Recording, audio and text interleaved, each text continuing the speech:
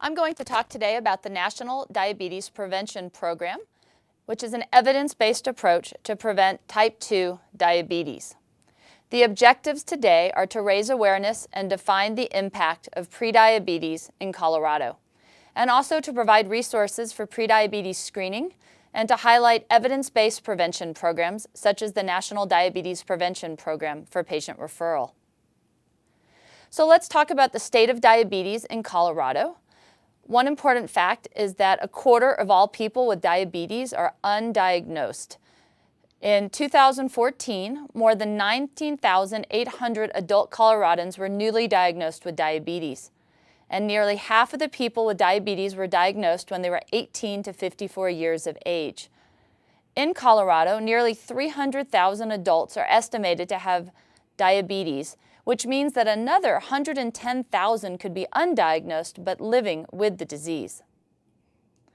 So this is a map of Colorado, and it shows the prevalence by geographic region from the years 2012 to 2014. And as you can see, southeastern Colorado bears the largest burden of diabetes with a prevalence as high as 13%. This is almost twice the state average and is similar to the highest nationally ranked state. So what is prediabetes? Well, prediabetes is impaired glucose tolerance and insulin resistance, which is approaching the diagnostic threshold of type 2 diabetes.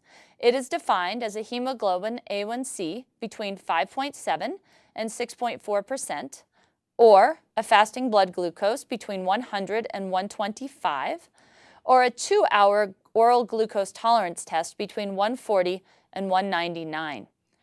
86 million Americans have prediabetes, and 90% don't know they have it. And up to 15 to 30% of people with prediabetes will develop type 2 diabetes within 5 years. So this is a rather amazing number of people. In Colorado, there is about 1.5 million Coloradans that have prediabetes. It is estimated that 1 in 3 Colorado adults between 18 and 65 have prediabetes, and about half of older adults 65 and older have prediabetes. However, only 7% of adult Coloradans were aware of having prediabetes in 2014. If left untreated, we can expect approximately 15 to 30%, or 225,000 to 450,000 individuals to have type 2 diabetes diagnoses in the next 5 years. So what are the risk factors? I think most of you are probably aware of these, but let's review them. So being overweight or obese, sedentary lifestyle or physical inactivity, age over 45, having a first-degree relative with diabetes, a family background which is African American, Hispanic or Latino, Native American, Asian American or Pacific Islander, a female patient who has a history of gestational diabetes or polycystic ovarian syndrome, or that has given birth to a large birth weight baby over 9 pounds, and high blood pressure, high triglycerides, and low HDL, what we see with the metabolic syndrome, is also a risk factor. But it is important to be aware that being overweight or obese is the #1 risk factor for type 2 diabetes. So who should we screen for prediabetes? Well, the CDC and the AMA recommend screening through what's called the Prevent Diabetes STAT, Screen, Test, Act Today initiative. And this recommends that we screen patients that are older or equal to 45, who are overweight. And please note that the BMI is different if you are non-Asian versus Asians. Asians are considered overweight with a BMI that is greater than or equal to 22. And basically sedentary lifestyle, so someone who is physically active less than 3 times per week. Patients that have a family history of type 2 diabetes are at risk if they have hypertension or hyperlipidemia, or a history of gestational diabetes or a large birth weight baby. The USPTF also recommends screening for prediabetes as part of a cardiovascular risk assessment in adults age 40 to 70 who are overweight or obese. It is a Class B recommendation to refer patients with prediabetes to a program that offers intensive behavioral counseling regarding healthful diet and physical activity. This could be a program such as the National Diabetes Prevention Program. So let's talk about some tools that are out there and resources for clinicians. So like I mentioned, the STAT is a screening and treatment toolkit to prevent diabetes. It's been developed by the CDC in collaboration with the American Medical Association. Clicking on this link will take you to a website with lots of resources, including posters, patient outreach material, patients' letters to tell patients they have prediabetes and what they can do, and many more resources.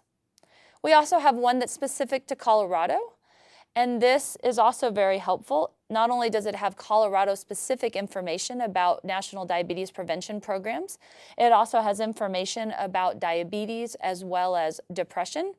On this page are some examples of some of the posters that are available. There is also a continuing medical education module, which is developed by the AMA in collaboration with the CDC for clinicians to learn more about prevention of type 2 diabetes. There's a couple of different screening tools that can be used to decide if someone is at risk for prediabetes. This one here is done by the CDC, and as you can see, it asks about high birth weight babies, about family history of diabetes, about age, your physical activity, as well as your BMI. And this is available in both English and in Spanish. The American Diabetes Association also has their own screening tool. It's a little different, but basically the questions are very similar and has to do, again, with past medical history, your weight, your physical activity. What are some codes that you can use? These are some common ICD-10 and CPT codes that you can use for diabetes screening.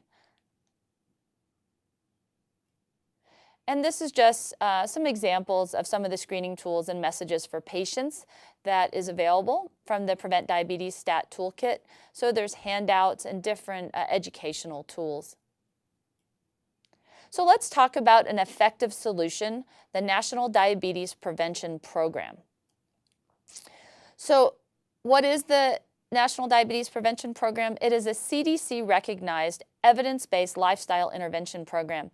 It teaches patients ways to incorporate healthier eating and moderate physical activity into their everyday life. The program goal is about 5 to 7% weight loss and 150 minutes of exercise per week. The elements include a trained coach to guide participants. There's a CDC-approved curriculum. There's group support and skills to help the patient lose weight, become more physically active, and help manage stress. The program lasts approximately 1 year. There's 16 sessions which take place about once a week and 6 to 8 more sessions meeting once a month, and we encourage patients to attend as many of these as they can. So what's the evidence behind this program? Well, there was a randomized controlled trial published in the New England Journal of Medicine in 2002, and they basically took about 3,200 patients and they randomized them to 3 treatment arms, which was a lifestyle intervention, using metformin, or a placebo. And what was interesting is that the Diabetes Prevention Program lifestyle intervention reduced the 3-year incidence of type 2 diabetes by 58% compared to placebo. And metformin reduced the 3-year incidence only by 31%. So therapeutic lifestyle changes were more effective than metformin. What about if we look even longer term? So this is a study that looked at the 10-year follow-up.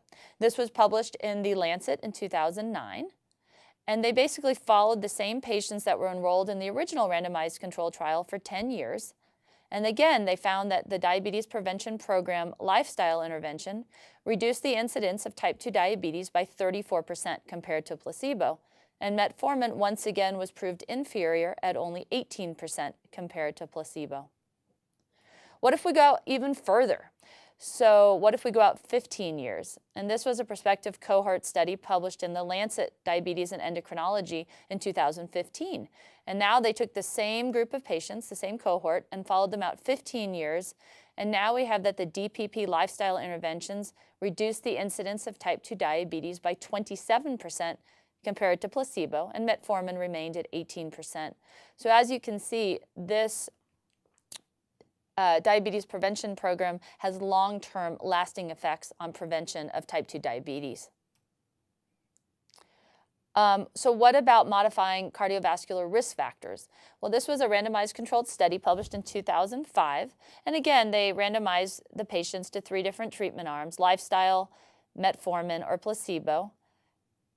And they found that those that participated in the DPP lifestyle intervention reduced patient dependence on high blood pressure pills by 28% compared to metformin and placebo groups, and that it also reduced patient dependence on lipid-lowering therapy by 25% compared to metformin and placebo groups. So overall, to summarize, the National Diabetes Prevention Program reduced the 3-year incidence of type 2 diabetes by 58%, the 10-year incidence by 34%, and the 15-year incidence by 27%, which was markedly better than the effects achieved by metformin alone. It also decreased the dependence on blood pressure agents and lipid-lowering agents by over 25%. So what are the criteria to participate in this program? Well, the inclusion criteria are being over the age of 18 and having a BMI greater than or equal to 24 or greater than or equal to 22 if the patient is Asian, and a history of gestational diabetes or a positive lab test within the previous year, meeting any of the criteria that we previously discussed. An exclusion criteria would be if a patient already has diabetes or they're using insulin. So how do you refer patients to the National Diabetes Prevention Program? There's a 1-800 number that can be called. You can go to the CDC registry. You can also go to the link to the Colorado Prevention Alliance, which has a list of providers in the state. And there's over 20 programs across the state, as you can see, located in a variety of geographic locations. There is a new 2016 National Diabetes Prevention Program CPT code. So these programs can be billed. And what can physicians do to prevent type 2 diabetes? Well, there are 5 steps to help patients prevent diabetes. One is to just create awareness about the risk factors for diabetes. The other is to screen and identify patients with prediabetes. We need to educate those patients who are at risk. We need to refer these patients to an evidence-based diabetes prevention program. And then we need to track these people and follow up on weight loss progress. For more information, you can go to the CDC National Diabetes Prevention Program, the Colorado's National Diabetes Prevention site, or you can contact Becky Diorio, and her email address is right there, as well as her phone number. And this webinar was created in partnership with the American Diabetes Association and the Colorado Department of Public Health and Environment.